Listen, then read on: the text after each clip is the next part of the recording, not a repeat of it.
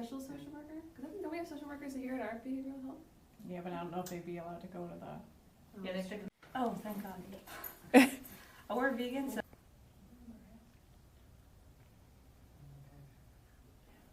It's okay. We're supposed to be leaving this afternoon. After this, I have to wait around. 23rd. The 23rd. That was like almost doubled. So you did like half of it, and then another couple days, or till tomorrow. So the weekend. Just drive through. Yeah.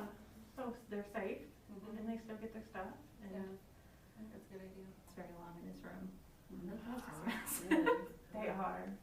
You said that's like €3 or something. Yeah. Lindsay Brown, Linzi Brown. I am the military treatment facility lead.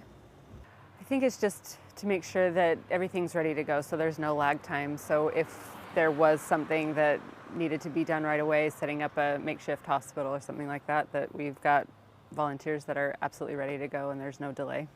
It's the enthusiasm of the volunteers. I think once the need was put out for any medical personnel, we had tons of responses and the volunteers were getting their trainings done and everything done immediately.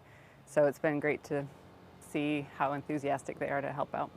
I think it's, honestly, I think it's that. I think it's seeing the community come together has been really great, and to see how willing we are to help each other, and it's also been nice to have something to do during this time. I think it's, you know, just seeing how families are preparing themselves to be locked in. I mean, it's, I think everybody's now having to rely on a different way of life, and so I think it's just been something that's kind of forced on us, and everybody's doing really well with it. Devin McBride, DeVinmcbride. I am a Red Cross volunteer. I'm a Red Cross volunteer nurse. I think especially as a military spouse here who are like, we can't work, we all just kind of like crave for some way to contribute and be a part of the community. So it's been really nice and refreshing to be able to like give back to the community that is constantly supporting us. Not much ran through my mind before I just immediately emailed Lindsay back and I was like, I'll do whatever they want or whatever they need. I was a volunteer before COVID craziness, so it was really easy to just kind of slip into whatever they needed right away. I'm in the process to become like just a nurse at the clinic.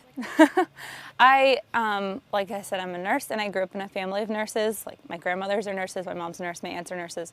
We're all just nurses, so it was just in my blood and I always knew it was what I would do and I love it. Because it does give like this huge sense of community and like togetherness that like you don't find anywhere else. Like military communities kind of foster that naturally, but especially during a crisis, like I've seen back in the States or maybe in other communities, there's like a lot of panic, and there's really not a lot of panic here. There's just like preparedness and like community, and like everyone just comes together and like does what needs to be done. And I feel like the more people that are a part of that, like the smoother it's gonna run.